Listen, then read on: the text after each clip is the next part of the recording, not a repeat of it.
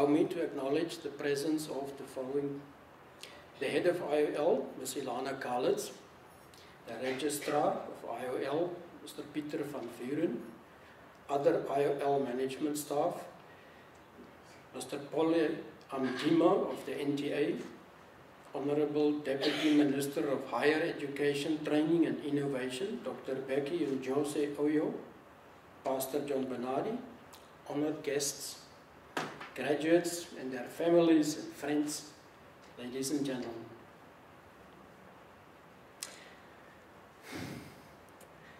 I've been standing here a few times already, and every year it is great to see that our Namibian manpower is steadily growing in quality. Every graduate brings a bit more quality to our labor. I know this is a joyous and rewarding celebration for your diligent study. Distance education study is not easy. I've been doing it myself, I know. So, you will probably agree with our Chinese philosopher Confucius that said, the roots of education, your 4 years that you took, the roots are bitter, but the fruit is sweet. Now I know that you are burning to get to the point of the program that you get your paper and be happy and feel, now I got it, it's over. That's the final seal. But you know, I also think that as a student, we should actually enjoy this moment with all the speeches and the things going on, because that's part of making the event an event. It's a cultural, academic event. And it's sorry you have to sit there for a long time. That's what you might think, but you shouldn't. Imagine you should have come in here, take your paper and go home. Then we didn't have a cultural event. So please bear with me that I would like to look at the topic of one of the doors that your new qualification is going to open for you, the door of work. And the question that I would specifically like to address is how to be successful at work. Maybe some of you have thought about that. But before I start with an overview of the few points that I would like to make, I must say and tell you about, there's an African proverb that states, a patient man will eat ripe fruit. So that's why I'm asking you to be a bit patient. The following 8 guidelines, obviously we can't discuss that in detail, but I would like to give you 8 guidelines that will help you to think about what one can do in the work situation to be successful. You've got a paper now, you've got the work, but you should think this is only the first step. Getting the job is only the first step, and we must keep the job. And to keep the job and enjoy the job, there are a few guidelines that we can look at. Let me give you an overview of the 8 that I would like to touch on. On some of them a bit more, on some of them less. You should walk your talk. You should know that you are being evaluated at all times. Have a plan for your future. Watch your communication. Number 5, protect your image at work. Blend in the work environment. Act one step ahead. And lastly, number 8, cultivate diplomacy. Now let's look, not number one, walk your talk. It simply comes down to this.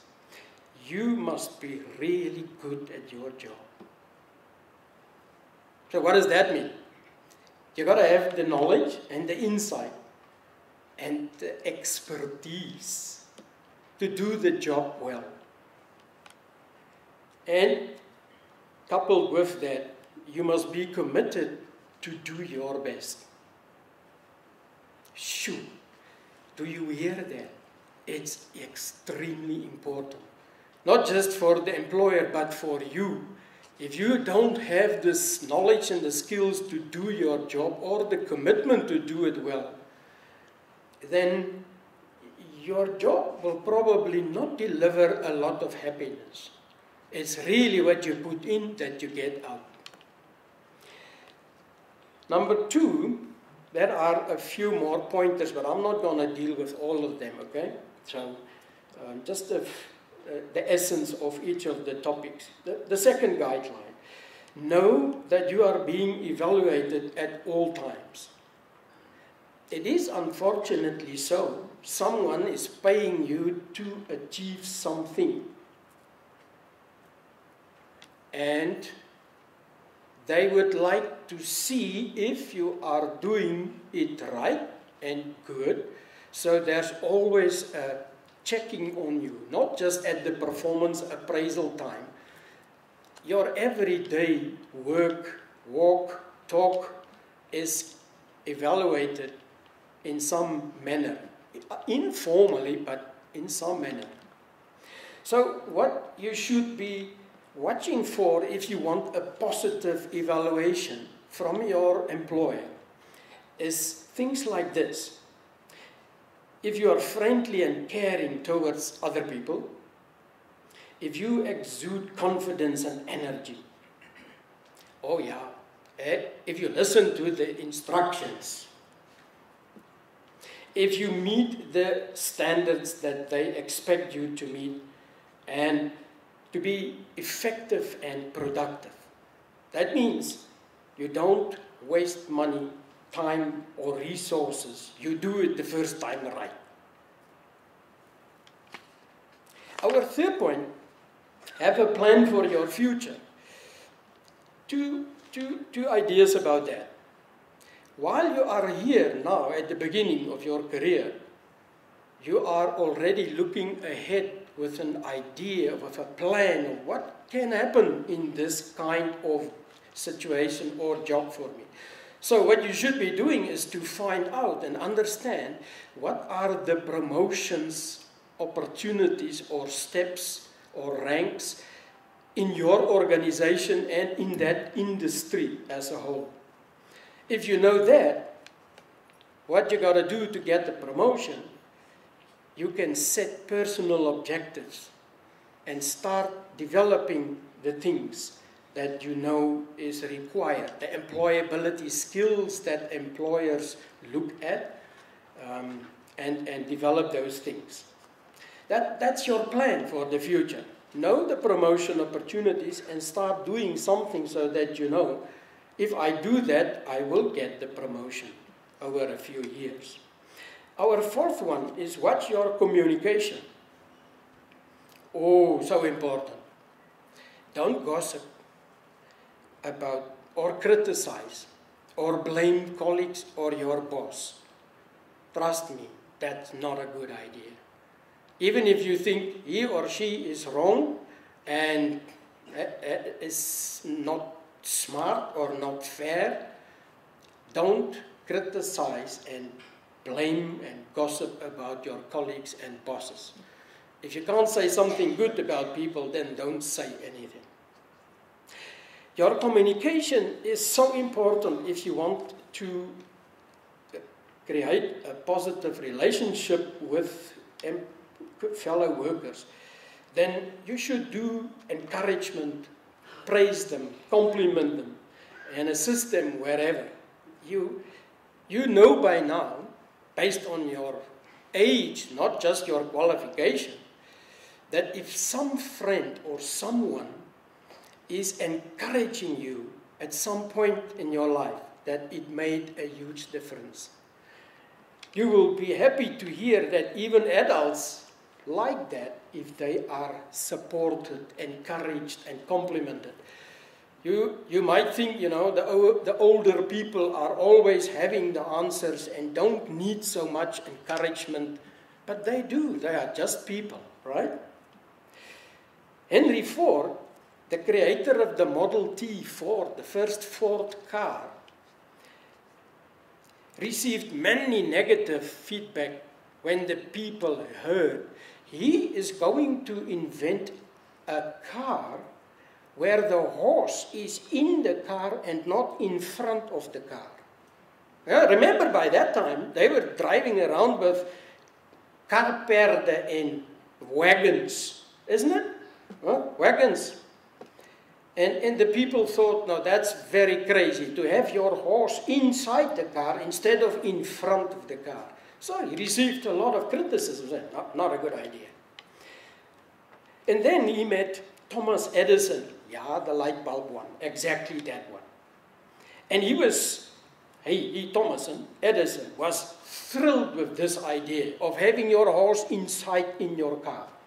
And he told Henry Ford that it is an excellent idea and you shouldn't give up on that. Now you know, the T20, the Model T20, by the way, the T is there for, it took him 20 designs to get to the design that worked. That's why it's the Model T. It's the model, the 20th effort to create that.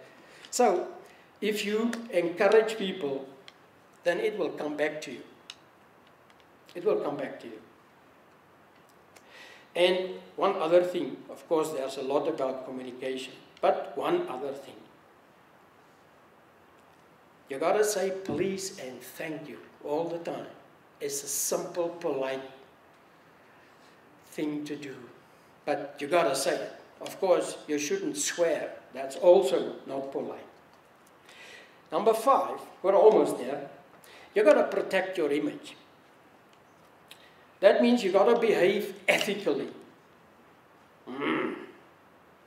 Ethically means you got to be honest and fair. Like Mr. Bernardi also mentioned, you got to be honest and fair and reliable. You can't just do what you please or do what I feel like doing. I'm so sorry, but you can't do that. Why not? Because if we all just do what we feel like, I want this, so I go and get it, you know.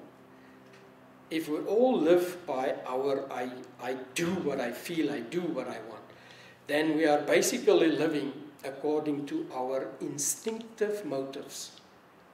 And our instinctive motives is not always very civilized, right? If you follow your instincts, like looking for power, you spend all your time, your energy looking for wealth, status, comfort, chasing physical pleasures,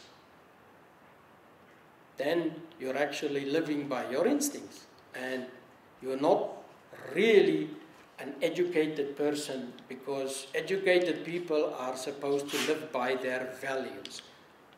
Okay. A second idea about protect your image, and that is, wow, you gotta follow the rules, isn't it? You gotta follow the rules. If you don't do that and you break them, then you might be in deep trouble, and that means your evaluation is getting negative, but your image is damaged. Hey, you get only one chance to keep the image smart and polished, and one mistake and the image is sort of cracked, and it's tough to rebuild your image. Not just inside the work you gotta keep to the rules, but outside in your personal life as a citizen. You know, I hear it so often in the street that the people party until 2 o'clock.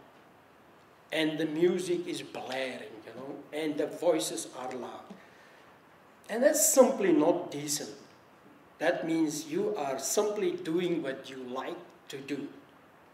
And you have no respect for the rights of others who would maybe like to study or sleep or whatever. So, even outside your work situation, you gotta stick to the laws. Keep to the rules.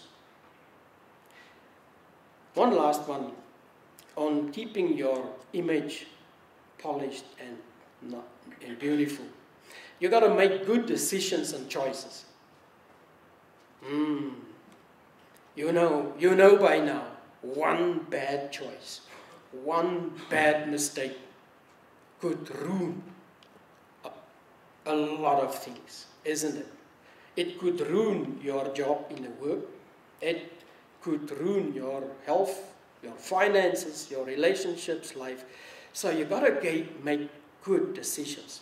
Make good choices. Think about it. From the day that you get up in the morning, you are making choices. Simple ones. Just what clothes to put on, what shoes to wear, you know, how do I get to work? So simple things.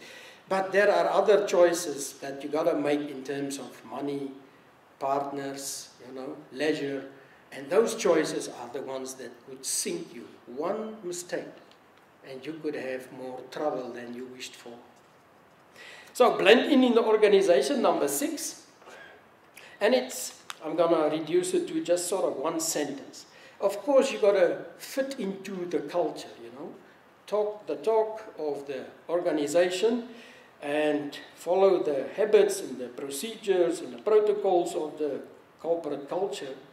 But be careful that you don't fit so well into the culture that you join colleagues doing irresponsible things to fit into the culture.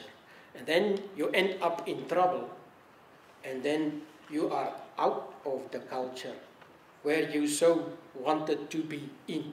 So you got to be mature and make sure and say, is this the right thing to do? Is this responsible? Is it legal? Is it acceptable? Act one step. Number 7. Let me see one idea of that. One step ahead. You gotta develop your management skills. Management skills are metacognitive skills. It's actually thinking behind your thinking. All right? Metaphysics is the ideas behind the physics. So you got to develop your planning, your organizing, and your control skills. You got to check, monitor constantly, you know, do I do it right? Am I on time? Is the quality correct? And the next one, while you are growing up in your job and getting promotions, you should start thinking to develop your leadership skills. Oh, that is so important. I still remember the time when I studied leadership ideas, which wasn't part of my course. I just thought that's a very interesting topic. What do you do to be a leader? You know, what do you do? How should you be to be a leader? And I studied that a bit. And I knew afterwards what I got to do to be a leader. And it's as simple as that. If you want to grow and you want to get promotions, the management and the leadership skills should be developed. Cultivate diplomacy, our last one, is, of course, you've got to earn your respect via your competence, your values, and your friendliness. But diplomacy is also that you have empathy for others' needs and circumstances. You've got to have a feeling for people's needs and circumstances if you want to cultivate diplomacy with other colleagues in the workplace. And you've got to learn to communicate assertively, which means if you are in a situation, and it's a conflict situation especially, then you've got to learn to talk about the issue talk about the problem, talk about what happened, you know, and not say, oh, you're stupid, how could you have done that? You did it again. See, what is that? That's our typical natural instinctive reaction. We're actually negative, and we're jumping onto another person's character. If you call him stupid or ugly or dumb, you are negative about his character. You can't do that, right? That's not legally, you know about slander and stuff in the press. So, but it's also not humane. We got to address people in a kind manner. And if we disagree and we start to get angry, we got to remember to talk about the problem and the issue, and not to get to the person's character. I've looked at the biblical recommendations on what is the Bible saying about, good and successful employers. And actually, Pastor Bernardi have also highlighted some of those ideas. Be committed, work hard, live by values, be honest, respect authority, do excellent work, don't judge your colleagues. It's sort of what we said, isn't it? And the Bible is also saying that. So I was very happy to compare the science and the Bible and see that the guidelines, the basic guidelines, is already there set. In conclusion, Master of Ceremony, successful employees are those with relevant expertise, that live by values, that are kind and caring, possess management skills like planning, organizing, and monitoring, and have leadership traits and know how to perform leadership functions. If you want to summarize the whole speech in 3 words, you can take that home. So we reduced the 8 to 3 and said, we talked about if you're successful in the workplace, you've got to have competence, C. You've got to have character, second C. And you've got to have chemistry. That's the relationship, communication, diplomacy stuff there. So you go home with 3 C's, competence, character, and chemistry. That's what we had on the table today. We started off with the African proverb, a patient man will eat ripe fruit. Now you have been very patient. I think our fruit is ripe now. I thank you. Mr. Engelbrecht, ILL course developer, thank you so much for those encouraging words. I think definitely our students here will definitely take a leaf out of your motivational book and definitely carry that over for the rest of their lives. I just think, Mr. Engelbrecht, the one thing that we need to try and motivate the young of today is, as you rightfully say, you said that they party until 2 o'clock. Nowadays the party starts at 2 o'clock. That's the age gap. Yeah. Thank you very much, Mr. Engelbrecht.